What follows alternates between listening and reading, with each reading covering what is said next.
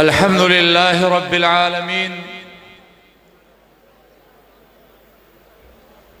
वस्सलातु वस्सलामु अला अशरफिल अंबियाई वल मुरसलीन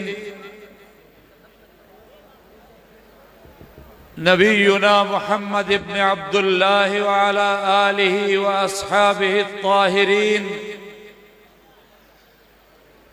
व मन तबिअहुम बि इहसान इला यौमिन अज़ीम। अम्मा बादु फ़अऊज़ु बिल्लाहि मिनश शैतानिर रजीम। बिस्मिल्लाहिर रहमानिर रहीम। वला तक़ूलू लिमन युक़्तलु फ़ी सबीलिल्लाहि अमवात बल अहयाउ वलाकिन ला तशऊरून। सदक़ल्लाहुल अज़ीम। अमीर मजलिस मखदूमुल उलमा हजरत मौलाना अब्दुल क़य्यूम हालिजवी साहब, अमीर जमीयत उलमा इस्लाम सूबा सिंध,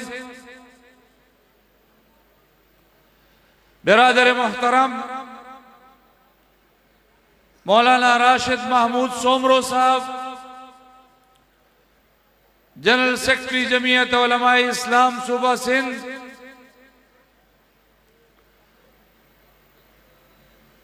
हाफिज नसीर अहमद अहरार साहब, जनरल सेक्रेटरी जमीयत उलमा इस्लाम सूबा पंजाब, मुफ्ती अब्दुल वाहिद कुरैशी साहब, मेरे भाई नासिर महमूद सोमरो साहब, स्टेज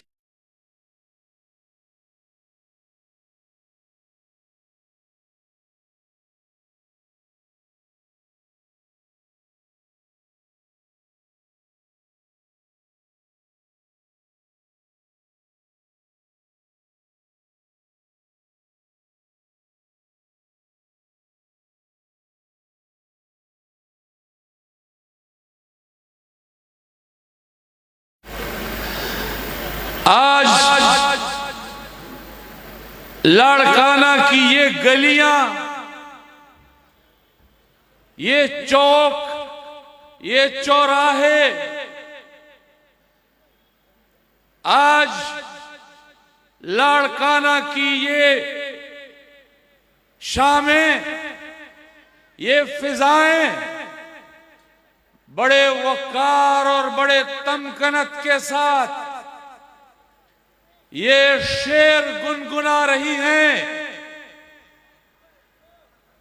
कि शहीदों के लहू से जो जमीन सैराब होती है, शहीदों के लहू से जो जमीन सैराब होती है बड़ी जरखेज होती है, बड़ी शादाब होती है। आज लाड़काना की सरजमीन पर हम जिस शहीद इस्लाम की याद में मुनक्किदा इस तकरीब में खड़े हैं, ये वो डॉक्टर खालिद महमूद सोमरो है कि जिसने सिंध के गरीब की आवाज उठाई, जिसने सिंध के मजलूम की आवाज उठाई, जिसने सिंध के हारी की आवाज उठाई। और मेरे भाई मुफ्ती अब्दुल वाहिद कुरैशी साहब फरमा रहे थे कि उनकी जायदाद की जंग नहीं थी, उनकी जात की जंग नहीं थी, उनकी जमीन की जंग नहीं थी। मैं अपने भाई मुफ्ती अब्दुल वाहिद कुरैशी साहब को बताना चाहता हूं कि उनके जायदाद की जंग थी, उनकी जमीन की जंग थी, उनकी जात की जंग थी। लेकिन जायदाद अगर लाड़काना के किसी गरीब की थी, अगर उस जायदाद पर किसी जाबिर ने कब्जा किया, किसी आमिर ने कब्जा किया, किसी वडेरे ने कब्जा किया, तो उस जायदाद को डॉक्टर खालिद ने अपनी जायदाद समझा है। अगर किसी जात के खिलाफ किसी वडेरे ने, किसी जागीरदार ने जुल्म की कोशिश की, तो उस जात को डॉक्टर खालिद ने अपनी जात समझा है। अगर किसी जमीन को, किसी जमीन पर किसी जागीरदार ने, किसी वडेरे ने कब्जा करने की कोशिश की, तो उस जमीन को डॉक्टर खालिद ने अपनी जमीन समझा और फिर उस गरीब के साथ मैदान में आए और सिंध के वडेरों को, सिंध के जागीरदारों को पैगाम दिया कि लाड़काना से लेकर कराची तक, कश्मीर कश्मीर से और घोटकी से सजावल तक, सिंध का एक एक शहरी, उसकी जमीन, उसकी जायदाद और उसकी जात वो डॉक्टर खालिद की जात है। तो अगर कोई उस गरीब की तरफ नजर उठाकर देखेगा तो फिर मुकाबला उस गरीब से नहीं होगा, डॉक्टर खालिद से होगा। ये वो डॉक्टर खालिद महमूद सोमरो है, ये वो मुबल्लिग है, ये वो मुजाहिद है जिसने सिंध के हुक्मरानों की नींदें हराम की और फिर उन हुक्मरानों को एक ही रास्ता नजर आया कि उनके ख्याल में डॉक्टर खालिद महमूद सोमरो को शहीद करने से सिंध के गरीबों की आवाज दब जाएगी, सिंध के हारियों की आवाज दब जाएगी, सिंध के मजलूमों की आवाज दब जाएगी। लेकिन उनको मालूम नहीं था कि इस खून से जो इनकलाब आएगा, ये इनकलाब घोटकी से लेकर सजावल और कराची तक इन वडेरों को, इन हुक्मरानों को पैगाम देगा कि हमने सिंध में तुम्हारी सियासत को नेस्त व नाबूद कर दिया है। इनका ख्याल था कि डॉक्टर खालिद महमूद सोमरो की शहादत से जमीयत उलमाए इस्लाम की आवाज दब जाएगी। लेकिन आज स्टेज पर बैठा हुआ मेरा भाई राशिद महमूद सोमरो जिस अंदाज में सिंध के हुक्मरानों को ललकार रहा है, वो भी सोचते होंगे कि काश हम डॉक्टर खालिद महमूद सोमरो को शहीद न करते। लेकिन इस इनकलाब ने आना था, इस इनकलाब में आना था मेरे लाड़काना के गैरतमंद लोगों, लेकिन डॉक्टर खालिद महमूद सोमरो के खून से आना था। ये वो मिशन है।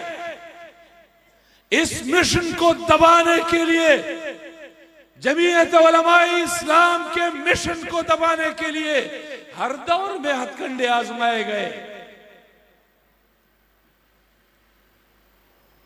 हर दौर में ये हथकंडे आजमाए गए।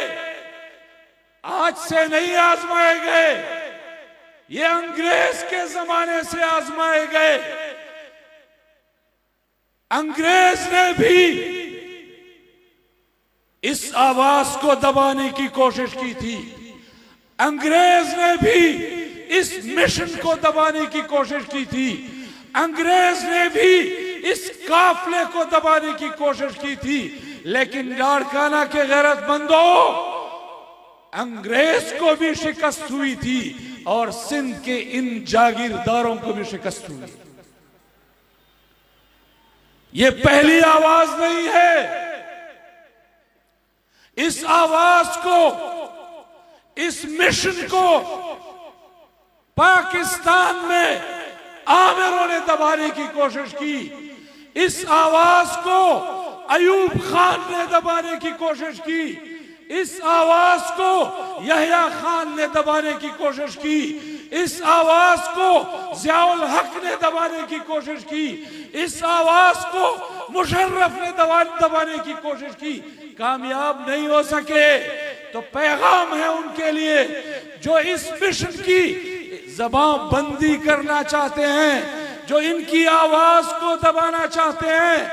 आज लाड़काना का ये जम्मे गफीर उनको पैगाम दे रहा है कि तुम जितना हमारे मिशन को दबाने की कोशिश करोगे, तुम जितना हमारी आवाज को दबाने की कोशिश करोगे, ये उतना ही उभर कर और बढ़कर आपके सामने आएगी इंशाअल्लाह। नारे तकबीर, ललकार है, ललकार है, शेर की ललकार है। और ये लाड़काना का ये इज्तिमा, ये उनको पैगाम दे रहा है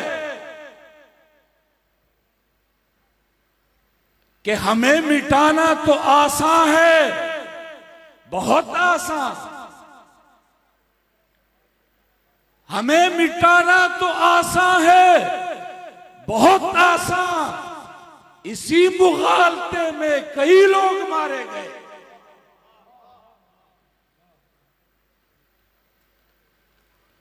इसी मुगालते में तुम अंग्रेज के जमाने से रहे, इसी मुगालते में तुम आज तक मारे जा रहे हो कि हम इन शेखुल हिंद के जानशीनों की आवाज को दबा सकेंगे।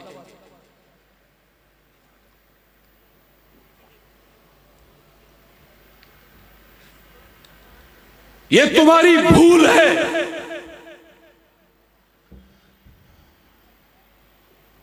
हम तो उस डॉक्टर खालिद महमूद सोमरो के नक्शे कदम पर चलने वाले हैं कि जिन्होंने हर आमिर के खिलाफ बगावत का कलमा बुलंद किया। और ये हम शेखुल हिंद के जमाने से लेकर आज तक करते चले आ रहे हैं। आज भी आप पाकिस्तान में देख लीजिए, पाकिस्तान की सियासत ये एस्टेब्लिशमेंट की रहमो करम पर रह गई है। आज की पाकिस्तान की सियासत, इसमें दो ही फरीक रह गए हैं। एक फरीक वो है जो एस्टेब्लिशमेंट की गुलामी में हुक्मरानी के ऐवानों तक पहुंचता है।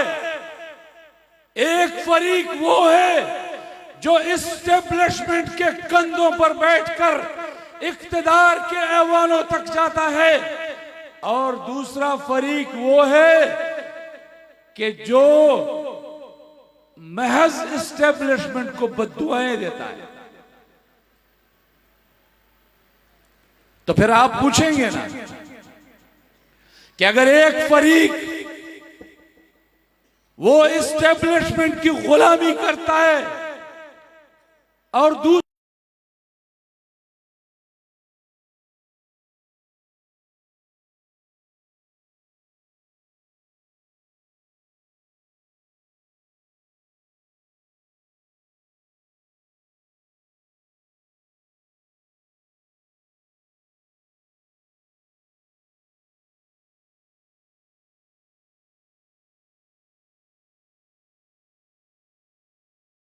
के साथ कमिटेड है, जमीयत उलमा कमिटेड है, जमीयत उलमा इस्लाम इस जमहूरियत के साथ कमिटेड है। और जो भी पाकिस्तान में इस्लाम के खिलाफ आवाज उठाएगा, जो भी पाकिस्तान में आईन के खिलाफ आवाज उठाएगा, जो भी पाकिस्तान में जमहूरियत के खिलाफ आवाज उठाएगा, जो भी पाकिस्तान में शायर इस्लाम के खिलाफ आवाज उठाएगा, तो चाहे इस्टेब्लिशमेंट हो, चाहे वो हुकूमत हो, चाहे वो गुलामी करने वाले हो, और चाहे वो बद्दुआएं देने वाले हो, जमीयत उलमा इस्लाम तने तन्हा उनके खिलाफ मैदान में आवाज बनकर खड़ी होगी इंशाअल्लाह। नारे तकबीर, जमीयत उलमा इस्लाम, जमीयत उलमा इस्लाम।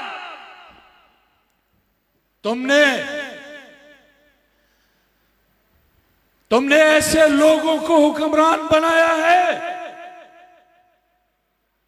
कि जो अवाम के हुकूक का सौदा करते हैं। तुमने ऐसे लोगों को हुक्मरान बनाया है जो इस्लाम का सौदा करते हैं। तुमने ऐसे लोगों को हुक्मरान बनाया है जो मसाजिद और मदारिस का सौदा करते हैं, जो जमहूरियत का सौदा करते हैं। और तुम्हारे मुकाबले में 2018 के इलेक्शन के बाद भी जमीयत उलमा इस्लाम की क़यादत, हजरत मौलाना फजलुर रहमान साहब की क़यादत में ये कारकुन, ये इस्लामाबाद की सड़कों पर तुम्हारा मद्दे मुकाबिल था। और यही कारकुन आज 2024 के इलेक्शन के बाद भी तुम्हारे सामने पाकिस्तान की गली गली, पाकिस्तान के चौकों और चौराहों पर तुम्हारे मद्दे मुकाबिल खड़ा तुम्हें चैलेंज कर रहा है। लाड़काना के लोगों,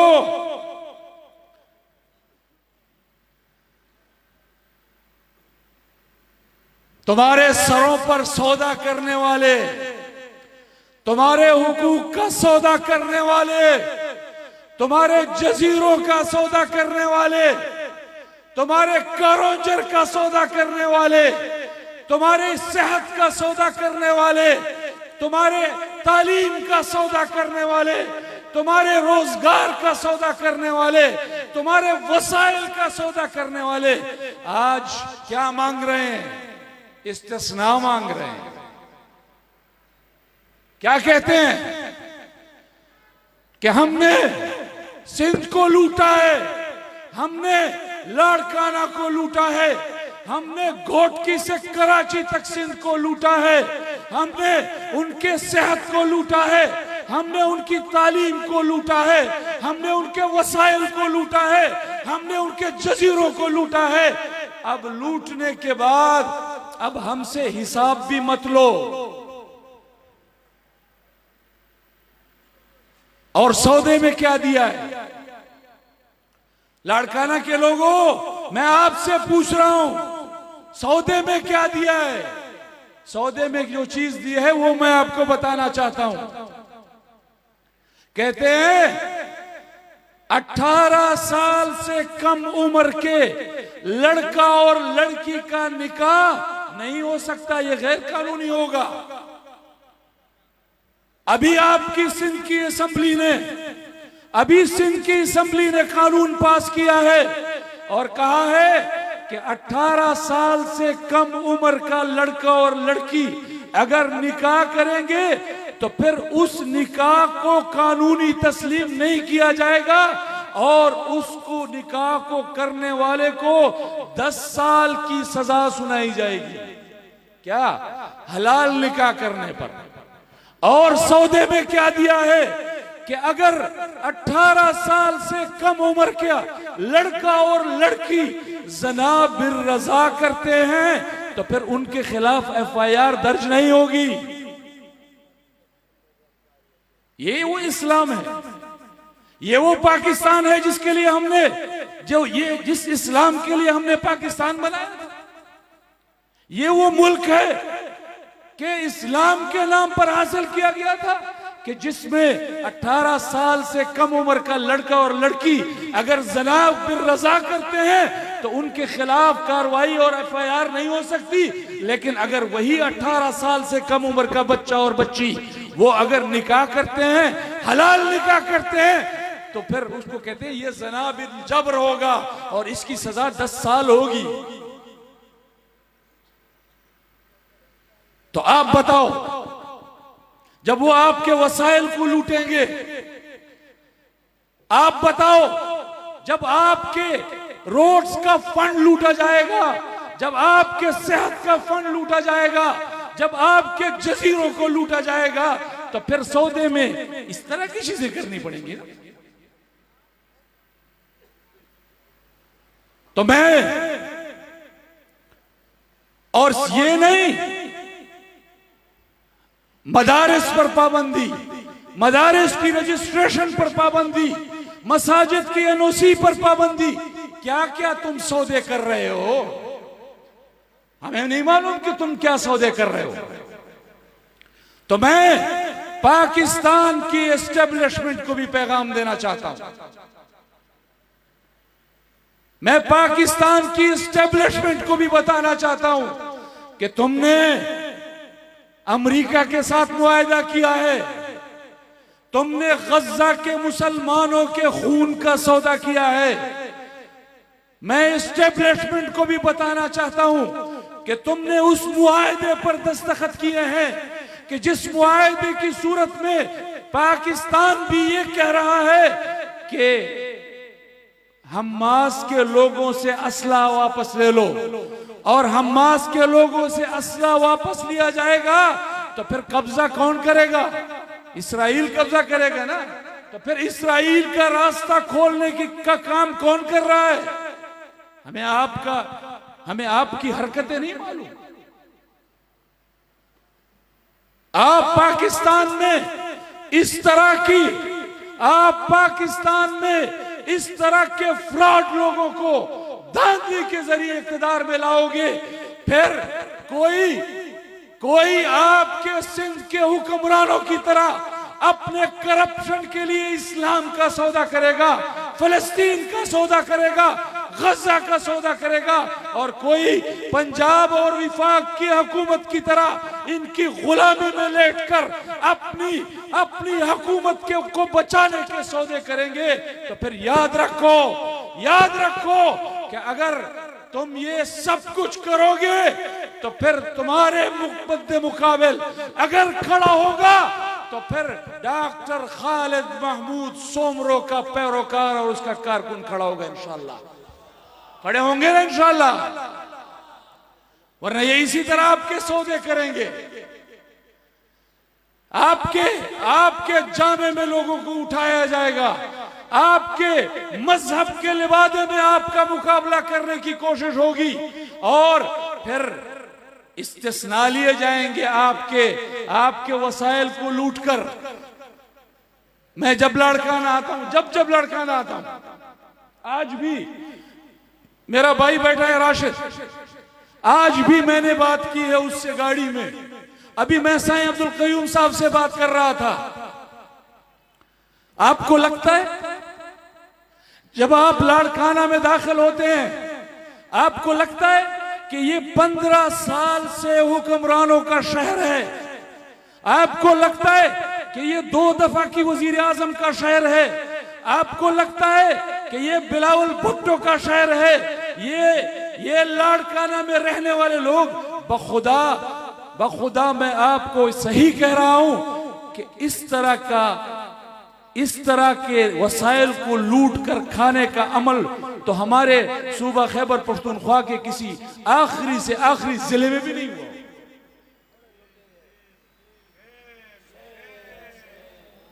15 साल से ये मुसलसल हुक्मरान है, और हालत क्या है?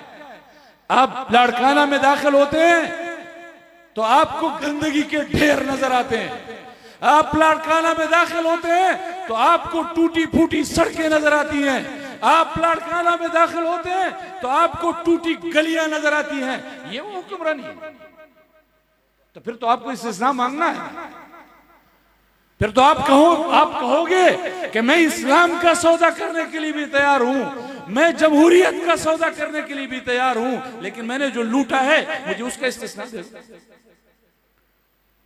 और आज सिंध है, मैं कहना नहीं चाहता, लेकिन हालत ऐसी है कि मैं जरूर कह रहा हूं। आज हमारा एक साबिक वजीर आला खैबर पख्तूनख्वा का, हमारा साबिक वजीर आला है, अभी हाल ही में उसको वजारत उलिया की कुर्सी से लात मार के उठाया गया है। आज एक तकरीर में कह रहा है कि 78 साल में इतने काम नहीं हुए जितने मैंने 1.5 साल में किए, और लोगों को कहता है कि जी मैं तो सिर्फ आपका काम इसलिए करता हूं कि आपके मसले को हल करूं, वरना अल्लाह ने तो मेरे लिए जन्नत लिख दी है, अल्लाह ने तो मेरे लिए जन्नत लिखी हुई है, वो तो मैं जन्नत में जा रहा हूं। अब आपके इस हुक्मरान, यहां लाड़काने वाला जो हुक्मरान है, जो काम उसने वहां खैबर पख्तूनख्वा में किया है उसी तरह का काम यहां लाड़काने में हुआ है। तो फिर मुझे लगता है कि जिस जन्नत में जाने के ख्वाब वो देख रहा है, तो इतनी करप्शन करने के बाद तो मुझे यही लगता है कि वो उस जन्नत में जरदारी साहब के कंधे पे सवार होगा।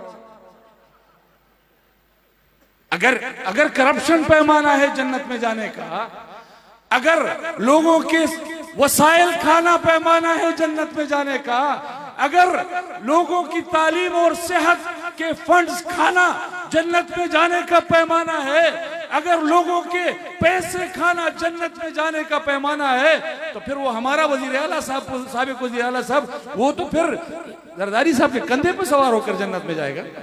ऐसा है ना? बखुदा शर्म आती है, शर्म आती है कि हमारे एस्टेब्लिशमेंट वाले किस कमाश के लोगों को हमारा हुक्मरान बना देते हैं। और मैं कहता हूं, मैंने पहले भी कहा है, मैं आज सिंध में खड़े होकर, लाड़काना में खड़े होकर कह रहा हूं कि एस्टेब्लिशमेंट वालों, जो हुक्मरान तुम हम जैसी अवाम के लिए मुंतखब करते हो, इस लेवल के और इस कमाश के लोगों को तुम अपने दफ्तर का चपड़ासी बनाना भी पसंद करोगे? अपना तो एक छोटा सा मेजर, एक छोटा सा कैप्टन, उसके दरवाजे पर खड़ा करने के लिए भी अगर चपड़ासी लेते हो तो उसके लिए तुम मेरिट बनाते हो, उसके लिए तुम टेस्ट और इंटरव्यू रखते हो, लेकिन इस गरीब और इस लाचार आवाम के लिए, इस कौम के लिए तुमने इस कमाश के हुक्मरानों को मुंतखब किया।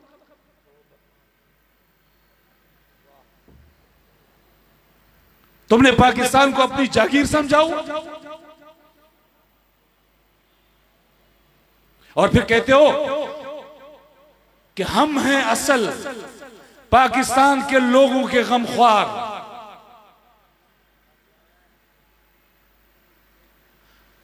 वो शायर क्या खूब कहता है कि शहर में करता था जो सांप के कांटे का इलाज,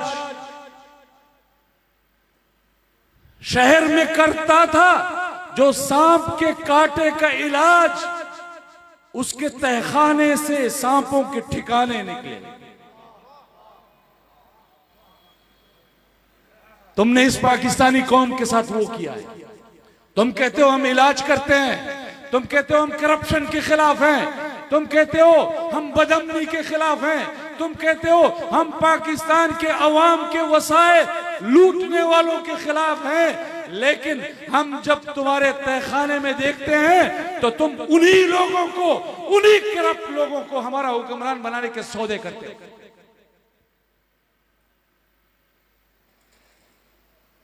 तो याद रखो,